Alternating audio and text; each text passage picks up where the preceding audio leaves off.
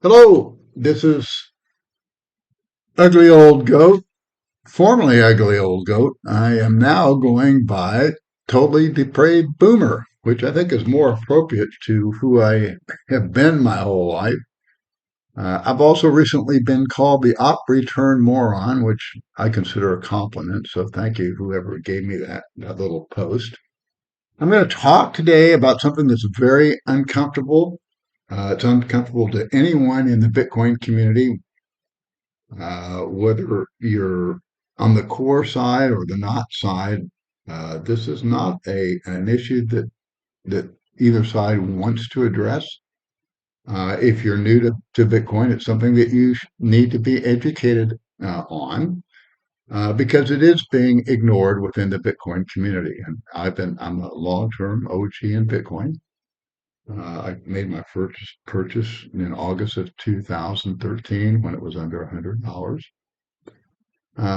And so I'm going to outline this today, and I'm not doing it because anyone and any sides of the current knots core debate are acting in bad faith. There are people on both sides, particularly the core side, that are acting in very bad faith right now. But we're not; those people hopefully will be left on their own, and we can those that are honestly willing to address this issue will rise above that.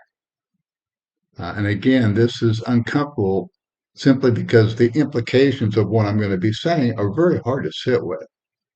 And that is, if Bitcoin's long term stability ultimately depends on community consensus, then Bitcoin is not invariant.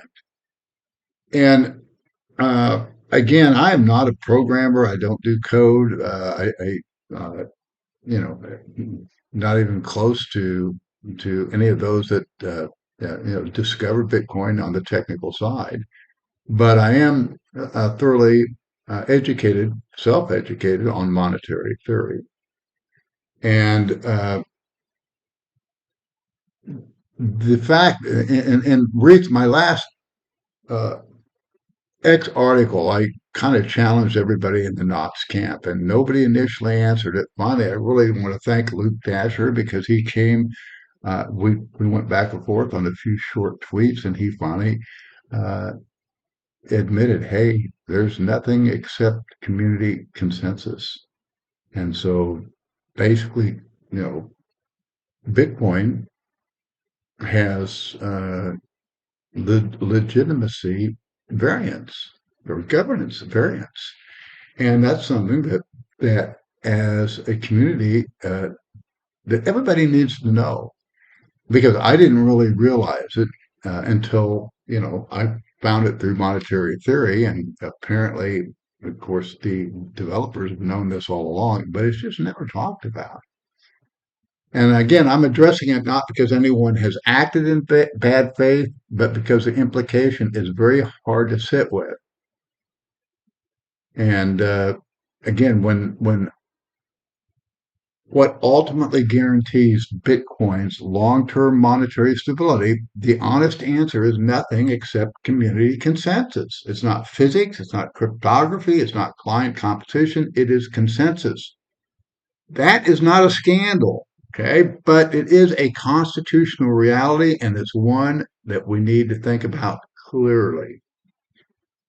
And since I'm an old gold bug, it's one of the things that I one of the qualities that gold has that Bitcoin doesn't have is gold has invariance, and Bitcoin has variance.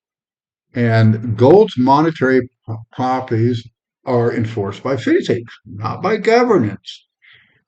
You can't change its supply schedule. You cannot alter its settlement rules, and you don't redefine what it is for. Okay. Bitcoin does not have that luxury. And Bitcoin's monetary character is enforced by software defaults, relay and mempool policy, and ultimately social coordination. And even with multiple clients, those policies are still socially negotiated. And that means legitimacy is not fixed. It is continuously reaffirmed, and that means it can drift.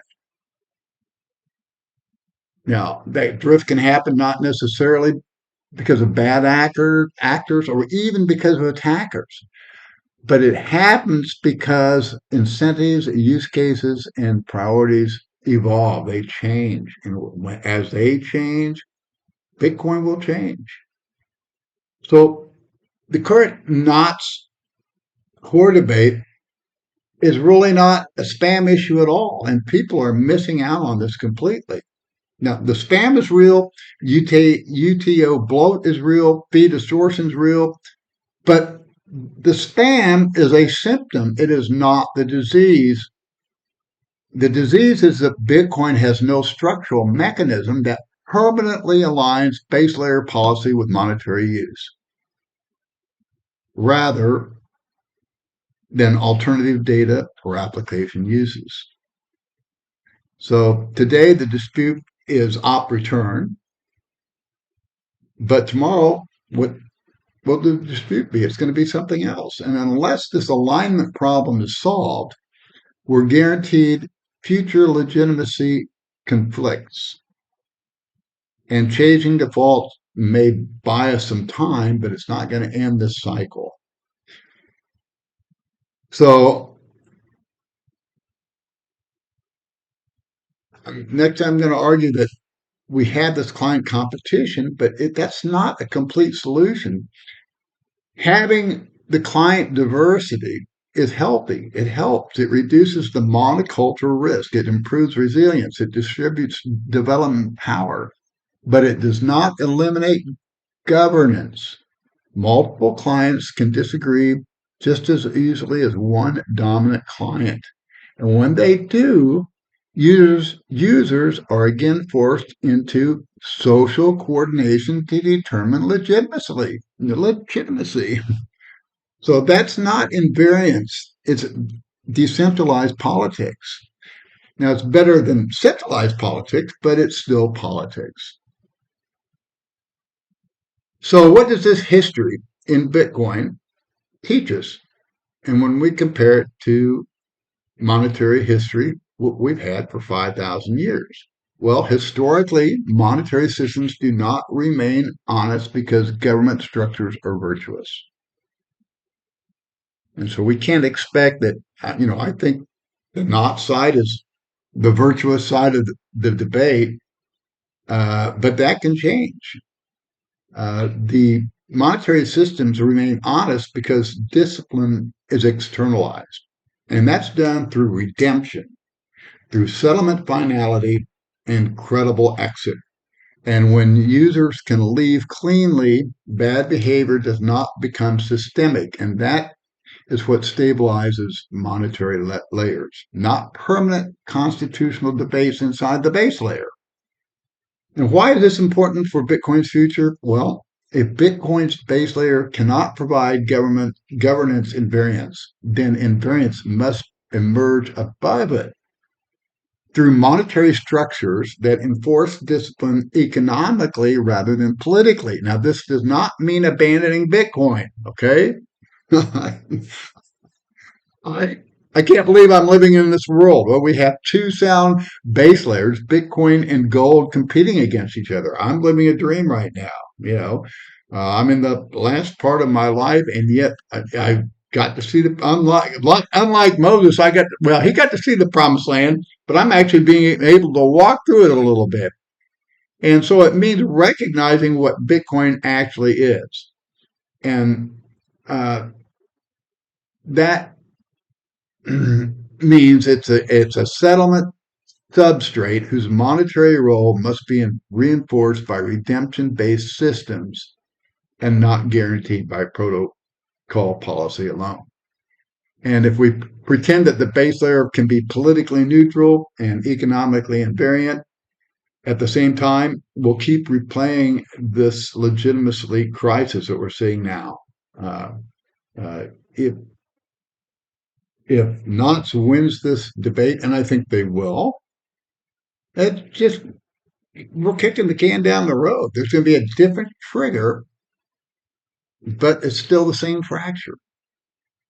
So this is not an accusation. It is a design reality. if Bitcoin's stability depends on community consensus, then Bitcoin is not gold. Two different things and two valid things. And that means, though, that monetary discipline cannot rely on protocol governance alone. It must rely on exit, redemption, and competitive monetary layers that punish drift automatically. And that's the conversation we haven't had yet, but we have to. And this is where, again, I was woke up because Bitcoin Mechanic woke me up with this uh, Streisand effect, brought to me the attention of this current crisis.